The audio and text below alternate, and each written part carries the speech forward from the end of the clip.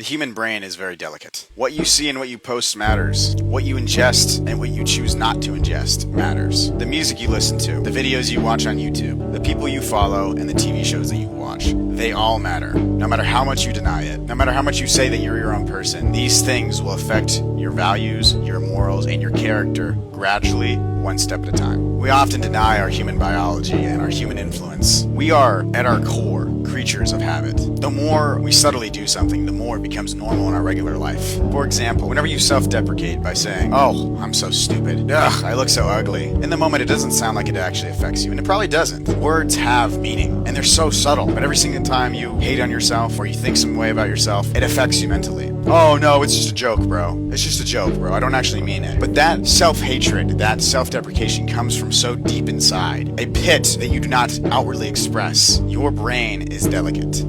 Treat it as such.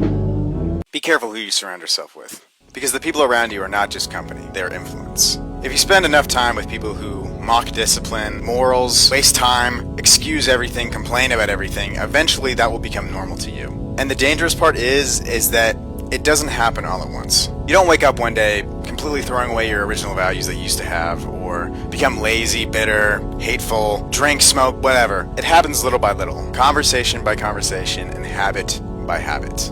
The people around you can either sharpen you or slowly drain you.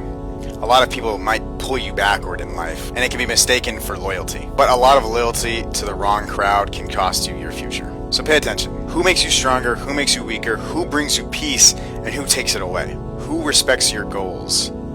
And who laughs at them? Your circle is not just who you hang around with. Your circle is who you are becoming. If someone were to touch my wife, my kid, my mother, my father, I would have no trouble beating the absolute pulp out of that guy, but I could never kill a spider. I think as a man, you need to have that balance between what deserves violence and what doesn't. And a lot of people think I'm a wuss for not wanting to kill a spider because I feel too bad, or not wanting to kill a bug on the ground, unless it's a cockroach. But people often don't realize that just because you have that empathy, that sensitivity in your heart, doesn't mean you can't rise to the occasion when it matters. And I also just feel bad for bugs. I think that every single piece of life that touches this earth has value. When I was in kindergarten, I saw a ladybug on a leaf, and I just sat and looked at it for 15 minutes straight, just admiring it. And some kid came up and he said, "What are you doing?" I said, "Oh, I'm just looking at a bug." I don't know why I remember this, but he didn't really respond. He ripped off the leaf, threw it on the ground, and before I could say anything, he just stomped on it, 10, 15 times, and then just walks away. That kid probably had emotional problems, but if you're not able to handle life, or small forms of life, with care and patience and love, how are you going to be a father? A good relationship is not, do we fight a lot? Do we fight too much? What do we fight about? It's about how you repair. Can you, at the end of the day, when you're done fighting, when the ego is gone, say that you truly love each other? For your thorns, for your roses, and for everything else. Can you come to that person at the end of the day and see past your own thoughts and your own emotions and realize that that person is the love of your life? If you can do that every time and realize nothing you ever fight about is ever worth it, and there's always a root cause behind it, that's a relationship. I thought it was over for me. I thought, why am I always the one that gives and gives and gives? Why am I always the one who gets the sharp end of the sword?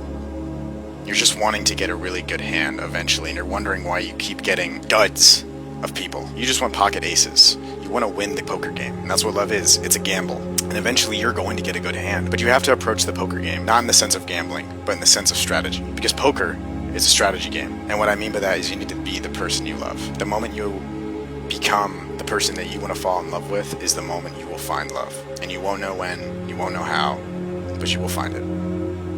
I believe in not having sex before marriage. The reason I believe in no sex before marriage is not because of only religious reasons or I don't want a track record and whatnot. It's because of almost logical reasons too.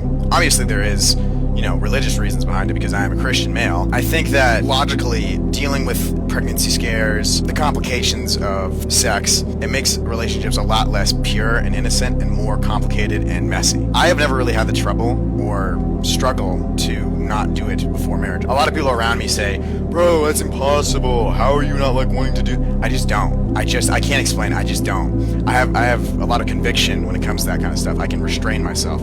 I can abstain without losing to the flesh because I think if you're not able to resist the most common temptation of all time, then you're a weak person. Now, obviously, you can make the decision to do it before marriage, but I think if you know the risks and you say to yourself, I just can't resist, you are a weak person.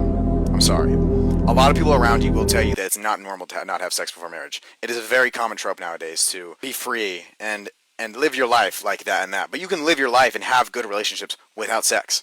I'm telling you, you can. But once again, I'm not telling you to not do it before marriage. Do what you would like. But I am saying that I choose not to do it because I want to have good conviction and I want to save myself for the right person. In 5 minutes, this cloud isn't going to be here anymore because it's designed to come and to go. Your thoughts are the exact same. When you go down the rabbit hole of, am I getting cheated on? Am I enough for them? Does everyone hate me? You're choosing to make the cloud stay and rain down on you. But just because this cloud has chosen to pass by me doesn't mean I have to look at it. If I don't like it, I can just pretend it doesn't exist. So when you stop giving your attention to things that need it to survive, they die. It's like the Venom symbiote. Without a host, it becomes useless. So when you're afraid of everything going wrong, don't assume that it will. Don't feed the thoughts that are validating that fear. Instead, conquer the fear. That's why it's there, not for you to succumb to it and live in it. No, this is your brain, so you take ownership of it and make it be a place of peace. The intruders, fucking shoot them, man. You don't let them sit there and live there. If someone breaks into your house, you're not gonna give them milk and cookies. Get them the hell out of there. Delude yourself into believing that the best will happen because it's not worth your suffering to believe that it won't. Because you don't win the fight by getting used to taking blows to the face. You win it by realizing you were never meant to live in the ring in the first place. Stop falling for people just because they showed interest in you. Any idiot can do that. And that doesn't make them worth your time. They can tell you they like you, but that doesn't change the fact that they might not be a good person to date. You can't evaluate that based on how they look, how they sweet talk you. So the only time you need to actually prioritize someone in your life is not when they're prioritizing you. It's when you can tell that there's someone worth prioritizing. That they're not abusive to you, that they're not distant to you, that they're not manipulating you, that they're not engaging in push-pull tactics to keep your attention as some sort of currency. It's not. It's someone that can let you be and let you love yourself while simultaneously loving them. And that has to go both ways for a healthy relationship to occur. The key is that whoever you end up giving your heart to needs to be someone who can live without it. So they're not leeching off of the love and attention you give them.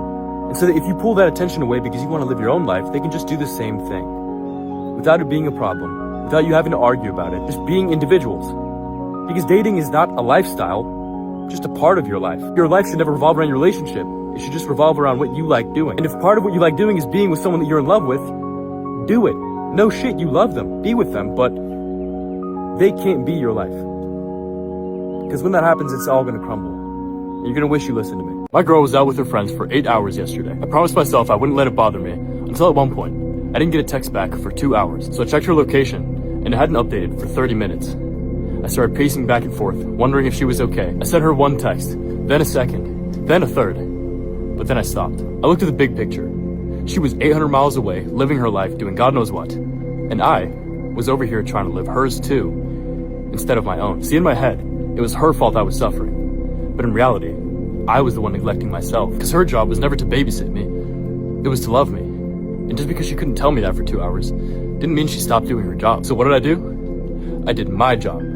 Instead of wondering whether she was cheating on me or hanging out with her friends, I stopped centering my life around the unknown. Think about it. When you drive a car, you're not thinking about getting into an accident the whole time. Because if you do that, you're gonna be too scared to keep driving. And then I realized, if I wanted to be at the wheel, I had to stop being afraid to drive in the dark. So I said, fuck it. I'm hopping in the driver's seat and turning the car on. I powered off my phone, I went downstairs, I watched a movie with my family, and slowly, minutes stopped feeling like hours. My mind stopped racing. Everything just stopped. Did I still care about her? Yeah, but it didn't hurt anymore. Because now, my hands were on my wheel instead of hers. And the funny part is, when she texted me back and said she had no service, I didn't give a fuck anymore. Whether I believed it or not, it didn't matter because now I believed in something new. Love would without fear. Something I've been thinking about recently is that love isn't enough. Because you can convince someone to stay and give them every reason to, but water has no effect on fake plants. Even if you give every person a reason to stay, even if you have love, devotion, commitment, and loyalty that you would bring to somebody, it doesn't matter if they're not listening. It doesn't matter if they have their mind made up about you. That goes for friendships, for relationships, for people who hold the past against you, and you can't do anything about it. I think the sooner we realize that these are not problems to be solved, rather truths to be accepted, then we can be happier with our own selves and stop pouring out love and devotion for people who don't even appreciate our own efforts. Everybody wants to fight for relationships when the stakes are high, but no one wants to actually fight for commitment when things are subtly going wrong. When a relationship ends, it's not because it ends in the temporary moment, it's because it's a buildup. The relationship between two people, someone's already clocked out. Somebody's thinking about their own peace before you even know about it. Therefore, water has no effect on fake plants. And in case you haven't heard it today, please do not live a life that someone else wants you to live. And in other words, don't live up to the expectations of other people that they have for you. You don't have to live the life that you want to live in the constraints of what someone else wants for you. Maybe the life that they didn't live is the one they want you to live. Therefore, they're going to put the pressures and the expectations and the things that they wish they would have done when they were your age. It's important that you do what's best for you, that you strive for those ambitions, those goals, the things that you always wanted to do in life, and break free from that expectation. You might struggle with the disappointment or the fear of what other people will think, but you will thank you in the long run, because in the end, it's your life. It is your life. It's your human experience. It's your extraordinary time to do the things that you want to do. Are you going to spend a lifetime regretting things or doing things that you actually want to do? Ask yourself that question and come back to me, because it's not that easy to break free from the constraints of what other people think, but it's easier when you realize maybe you're going to end up in the wrong hands of your own life. And that's not what we want. Same time tomorrow. The more you expect from someone, the easier it'll be to be disappointed. The easier it'll be for this person to hurt you or to damage you, because you have this idea that this person can be something when that's really not them. This projection, this idea you have of them. As soon as you start assigning expectations, it'll be so much easier to be disappointed. So much easier for this person to hurt you, because you kind of assign them this task. You assign them this role in their life when that's not who they want to be. This isn't what the person signed up for. And a lot of times when you do that for them, you are damaging yourself in the end. You are only setting yourself up for future heartbreak. When you are allowing this to happen, time and time again, it's only going to be harder to actually find real relationships. You kind of can't see people for who they are if you keep feeling like they could be someone who they're not. Someone in the past or someone you want them to be in the future. It will only be harder to have a real relationship with that person. And when you are trying to find something, that actually has this emotional depth, you have to be aware of that. You have to be aware that this person can change, and that it's good to have this idea of who they can be, but it's not who they are now. This isn't who they are going to be and what they're going to treat you like when you are dating them now. Stop listening to the words and start paying attention to their actions.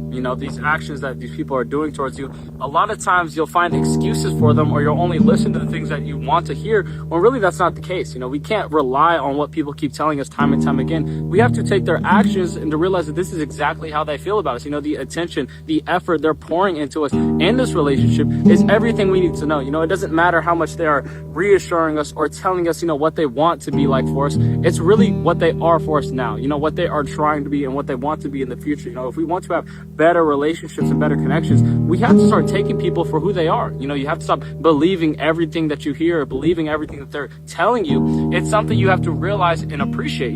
This is exactly who this person is, and there's nothing I can do to change it. I can't add on to this. I can't, have this overall projection of who I want them to be, but it's rather who they are. Stop removing that potential in everything and to realize that people are exactly who they are, and when they are treating you a certain way, this is exactly how they feel about you.